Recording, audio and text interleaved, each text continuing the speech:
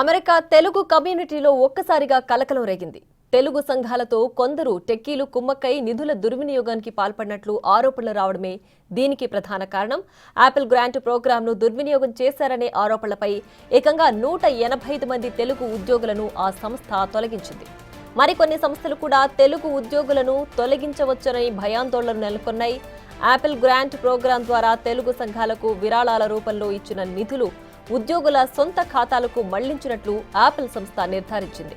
దీంతో నిధుల కుంభకోణంపై FBI, America కోర్టులు రంగంలోకి దిగాయి.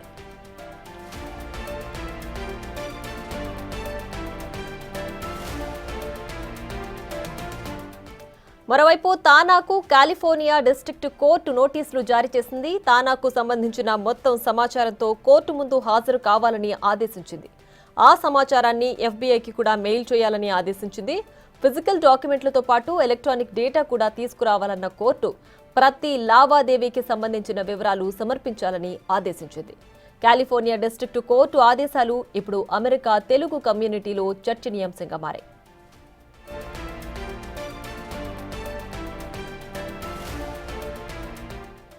తానాకు కాలిఫోర్నియా కోర్టు నోటీసులకు సంబంధించి మరిన్ని వివరాలు మా ప్రతినిధి లక్ష్మణ్ అందిస్తారు.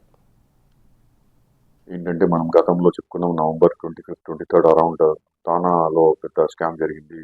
కోశాధికారి శ్రీకాంత్ అనే వ్యక్తి తన ఓన్ కంపెనీకి $3 million వరకు లాస్ట్ 2-3 years నుంచి డబ్బులు ట్రాన్స్ఫర్ చేసుకున్నాడు అని చెప్పేసి కూడా తానా వాళ్ళు కూడా మీడియా ప్రెస్ రిలీజ్ చేసి కూడా చెప్పారు, ఇది జరిగింది, ఇది వాస్తవం అని చెప్పేసి.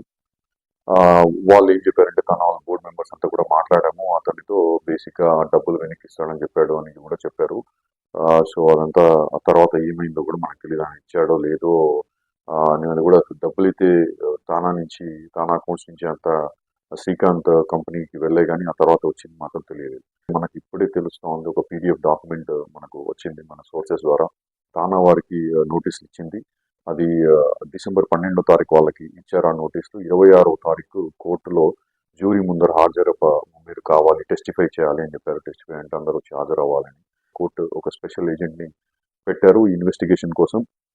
సో జనవరి 2019 నుంచి ఈ రోజు ఎప్పుడైతే నోటీసులు తానా వారికి ఇచ్చారో ఆ రోజు వరకు ఎంటైర్ ఎవరైతే బోర్డు మెంబర్స్ ఉన్నారో ఆ బోర్డు జరిగిన వ్యవహారాలు, తానా మినిట్స్ ఆఫ్ ద మీటింగ్, ఎవరి మీటింగ్ కి మీరు చేసిన మీటింగ్స్ ఏంటి, మినిట్స్ ఆఫ్ ద మీటింగ్ ఏంటి, ఆ డెసిషన్స్ ఏంటి, ఎవరు డెసిషన్ చేశారు, ఓటింగ్ జరిగిందా లేదా, ఒక ప్రణాళికబద్ధంగా ఒక రూల్స్ ప్రకారం ఏమైనా వైలేట్ చేశారా అన్నది అన్ని తెలుసుకోవాలి. ఇన్కమింగ్ మనీ ఎక్కడ వస్తుంది, అవుట్ గోయింగ్ ఎక్కడ పోతా ఉంది, ఫైనాన్షియల్ స్టేట్మెంట్స్ ఏంటి, ఆడిట్ ఏంటి, మీ ఆడిటర్స్ ఏం చేస్తున్నారు, ఇంత అమౌంట్ ఒక నాన్ ప్రాఫిట్ ఆర్గనైజేషన్స్ మూవ్ అయిన తర్వాత ఎలాంటి వాళ్ళ computers, statements, board members details 2019 నుంచి 2024 వరకు దాదాపు కనీసం 5 సంవత్సరాల ఇన్ఫర్మేషన్ అడిగారు వాళ్ళు. ఈ ఇన్వెస్టిగేషన్ పూర్తయినంత వరకు మనకు తెలియదు ఏం జరుగుతుందో.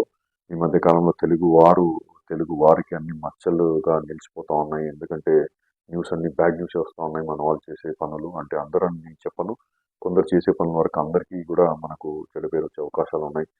మొన్ననో రీసెంట్ గా న్యూస్ వచ్చింది, యాపిల్ కంపెనీలో కూడా దగ్గర 175 ఎంప్లాయీస్ ని స్పెసిఫిక్ గా తెలుగు వారిని తీసేశారని. ఫెడిమ్యాక్ అనే కంపెనీలో కూడా 75 మంది తెలుగు వారిని ఇలా స్కామ్ జరుగుతూ ఉంటే తీసేశారని చెప్పేసి.